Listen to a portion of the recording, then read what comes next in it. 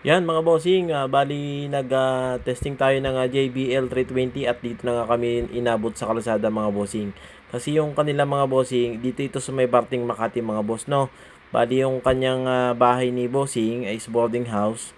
Hindi daw pwede doon at saka malayo. Wala po tayong paparkingan. Kaya dito na lang po sa tabing kalsada natin testing. At ayan si bossing bali tuwan-tuwa at natuloy yung deliver namin dito sa Makati.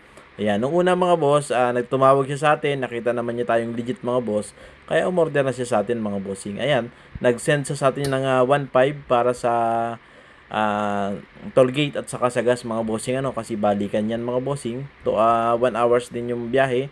Depende rin sa traffic mga bossing Bali nagbayad na si bossing by GCash. Nung dumating na yung unit niya mga bossing dyan sa Makati mga boss, ay tinitesting na nga po natin. Bali ako yung nagbibideo mga bossing. Kaya hindi niyo ako nakikitang nag-unbox. Bali ang kasama ko po diyan ay si Sir Julius mga boss. Mga bossing no. At binuksan niya na yung unit, tinesting namin at nang nagka-testingan na at nakita naman ni customer na gumagana ang unit. At binayaran niya rin po niya sa amin yung kabuuang bayad ng unit ng JBL mga bossing no. Ayan, kung gusto niyo umorder mga bossing, i-PM niyo lang ako, kami na mismo ang magdi-deliver sa inyo. O kung hindi naman mga bossing, may mga rider naman tayo na taga rito mismo ang nagdi-deliver.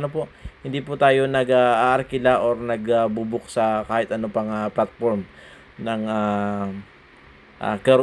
courier mga boss. Kami mismo ang nagdi-deliver at sariling rider po namin yan. Kaya dito mga boss,